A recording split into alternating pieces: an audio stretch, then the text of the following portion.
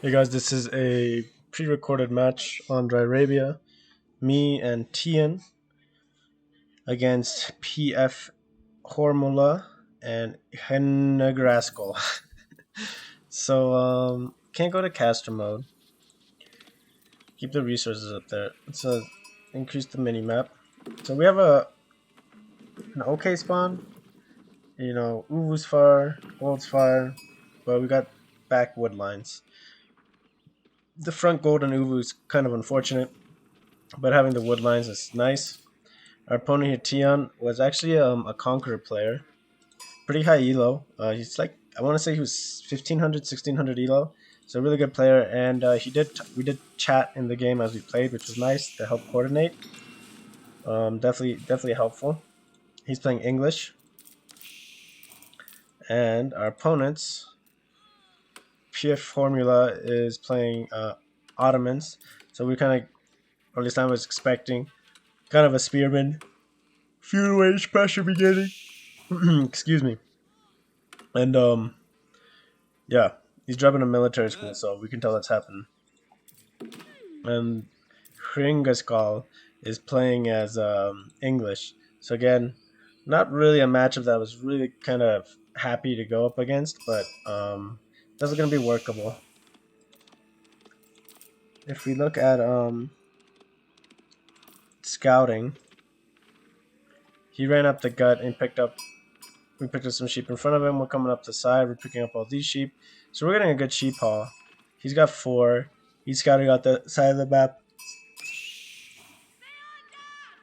PFH Formula is scouting his side of the map.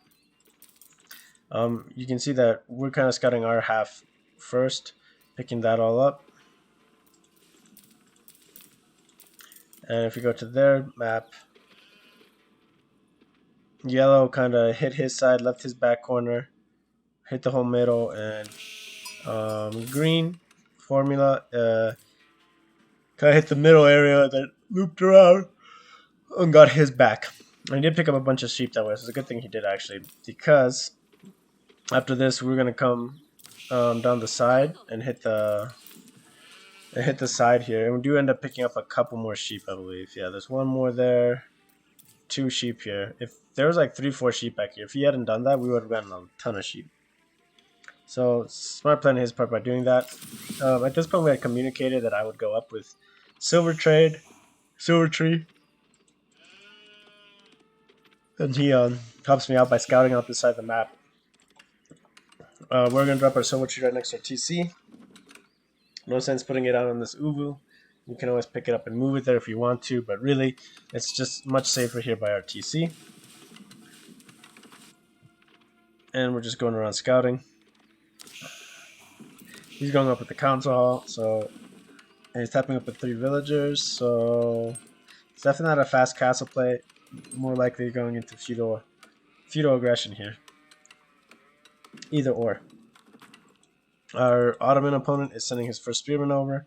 They both scouted out me, Mongol English, so almost always the pressure is going to come onto the Mongol player. I would probably make the same decision. Just much easier to raid, especially this Uvu out here all on its own. He's going up with Twin Minaret Madrasa. Eco, more of an eco upgrade or age 2. And he's going up with council hall, but he's going up council hall with 4, so feudal aggro a little bit sooner here is going to happen. And actually, even though he's aging up with 4, he aged up after him, so he's actually going to get a later age up time, it looks like. A little bit of a different build order there. So we're up first. The Silver Tree. Yep, Tion next with 3. And Kragaskal with 4 tapping up, ages up. So we know that he should be quite a bit ahead. If he only tapped up with 3 villagers and still aged up before him, that means he's got a much crisper build order. And the Ottoman player is aging up last. So he's doing this. At this point, we're dropping an archery range for Mangudai, to kind of counter this, but more than anything, to be able to get some good raids in. Our ally told us you don't have to react, you don't have to put this archery range, you don't have to do that, don't worry about it.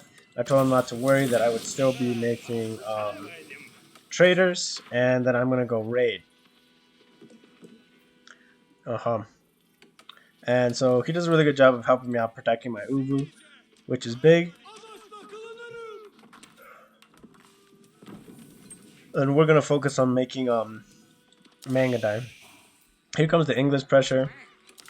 And they're all going to try to just push my base, which is, again, not in the world. I can compact my base up. If I had gone horsemen, maybe we fight this directly a little bit better. But I wanted to raid his eco lines and kind of slow down his eco as much as possible. While we're booming, it's a really big play to be able to do that. Really shut down the resources while you're pushing forward is definitely huge. Let's just go to player scores for now. Or I guess player scores is a very good story. It's an income per minute, but it's definitely. Let's just go current resource. So behind this, we're rallying our Mangudai to the side, and we're not too worried about this push that's coming up. He's got his army along the side here. He's protecting this deer patch. Maybe a little bit worried about a flank, so he does a good job standing over here. He's got 3 longbowmen over here, and I think he's rallying some more troops on his side. Yeah, he's rallying troops over onto the west side here. So we're going to push forward, and we see longbowmen, so we fall back. So it looks like his scout did do a good job of picking us out. And we're just going to fall back here. We do want to speed out of here as quickly as possible. We don't want to get picked up by these longbowmen. Early losses to Mangudai are really painful. And we're just going to take these guys to loop around. Our ally can stay here and fight if he wants to. He can fall back. These longbows aren't going to do anything without a ram, really. So we're in a safe spot to go raid, which is what we're going to go do. Behind this, again, we're trading. We're up to 7 traders, which is really big. Definitely a big difference. Eco-wise, you can see we're all doing a pretty good job of burning all of our resources. And traders, first traders are coming in. They're bringing 76 gold. Isn't a ton of gold, but it's a good amount. It's double what you're investing on your, more than double what you're investing in one trip. So it's a really good return. And it's at 84 that time, which is a little bit weird, but okay. Here, a bit of a misplay. I'm microing over here, idling his wood line, and we lose 1 villager here, unfortunately. TC is able to do some damage, and we're going to drop a tower that's a little bit further out to kind of keep his army away from us. Our ally does a good job bringing his longbowmen over to kind of screen for us. Ottoman player is starting to mass, but he's not pushing anyone. If he had pushed, it would have been a lot better. Over here, we drop our attack speed arrow to win this fight. 4 longbowmen versus 6 Mangudai. Definitely win that fight. So the big thing was thinning him out, taking that fight immediately, and over here again, idling his wood. He's an English player. Wood is just super vital. And we don't, commit to this fight. We just idle him a little bit, and then we're going to fall back and try to rotate. Behind this, our allies pushed him out of our base completely. Our tower's almost up. We're still building traders. We're up to 11 now, and we're building villagers. We also are doing into a stable transition now because we know that he's committed into archers, and we had gotten vision of these archers, of this archer ball earlier. Or we're gonna get vision of this. I feel like we got it a little bit earlier. So we've fallen back on Mangudai. And we see this archer ball. Again, English always feels comfy to just fall back and sit back with his longbow. So he's not in a bad spot. We bring our Gur and our wood villagers over. Commit them onto the wood line. No sense to have them trading. and we're dropping another stable, and we have this stable out, and it's building horsemen. So we're transitioning into our horsemen, and we're gonna go raid. Only 4 Mangudai, but it's a pretty good timing here. We know he's got an archer mass, so this horseman switch is gonna be really big because we know that they're committed to that. We've taken out a villager, which is nice. He pulls off of his gold. He's already lost a Goldville, so, and a couple woodline villagers, so again, pretty big that we can push him off of there. He brings his whole army over to commit over into fighting these guys. He does a good job of picking them off. And we do kind of harass the Ottoman player in the back of his base, which is take some APM away from him. Yellow does come up with longbow, so we do have to fall back out of this this pocket. And we do able to take out his one scout, which is really nice. Over here, he does fold this army, and they do have to fall back. Over here, unfortunately, we do get caught out by those longbows. We had thought they'd stop chasing us, and they hadn't. So we definitely get our Mangudai chewed up quite a bit. But behind this, we've got a bunch of horsemen. Where did they go? Oh yeah, we're running them over to go deal with this archer mess.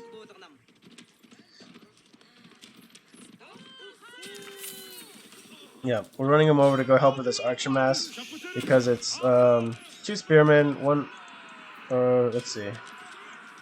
Yeah, 2 spearmen and 9 archers. So killing this mass is gonna be a pretty big deal.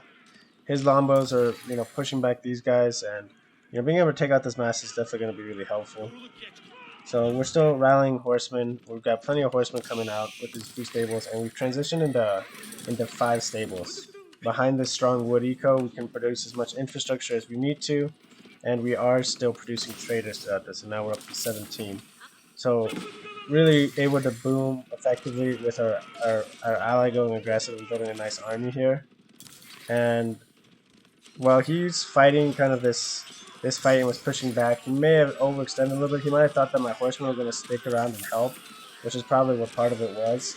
But he's got, look at this concave he's got, 22 longbows. So that's huge. That many longbowmen in this kind of concave shape is enormous. His guys can't take really good fights. And the enemies here can't really take good fights. They're fighting piecemeal, and they're kind of outnumbered here. Yeah, he's got 11 longbows. So they're losing all of their guys to this fight over here. And behind this, we've got 14 horsemen, 16 horsemen, and a scout, or 15 horsemen and 1 scout. Yeah, 15 horsemen and 1 scout. And we burn through his lines and we're going to start raiding. Our ally here is just kind of slow pushing. He's traded out almost even now. But he's traded out his 1 army with both of their armies, which is a really big deal. And now we're idling again the English eco. We're idling food. It's not a lot of wood, burning this 1 farm. It's not a lot of gold loss for him, but it is some gold loss, and it's definitely going to affect it. He's pushing up men-at-arms, which is, again, great thing for the English to be able to fight these fights. And the yellow English player has to focus on us over here. Kind of has to abandon his troops up here that are fighting. And again, we just idled a bunch of time on his military, just throwing a lot of pressure out with these horsemen. And we're massing more horsemen. Our stables have been going almost constant throughout this whole time.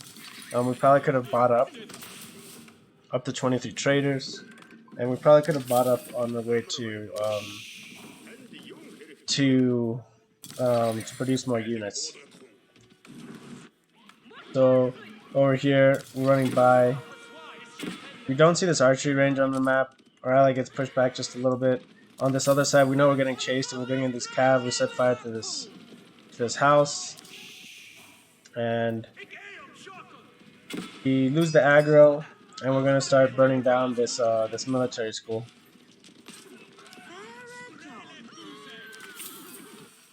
Again, army's getting massed over here. Horsemen just running around trying to find some gaps, and we do get this 1 archery range canceled. Get some damage in. Fall back our horsemen, and the big thing is we're going to get a burn down on the military school. Super expensive building to be losing this early in the game as an Ottoman. So pretty big that we're able to get this on fire, and pretty sure it's going to burn out behind this. We have some horsemen burning down this gate. We're just causing, pings and stuff everywhere we can, causing a lot of mayhem. And we do have a small Mangudai force that we're going to start bringing up to start committing. We've just been slowly rebuilding it. We haven't been really hard committing to it, and we're starting to build more here. And again, still traders going. We're up to 28 traders. And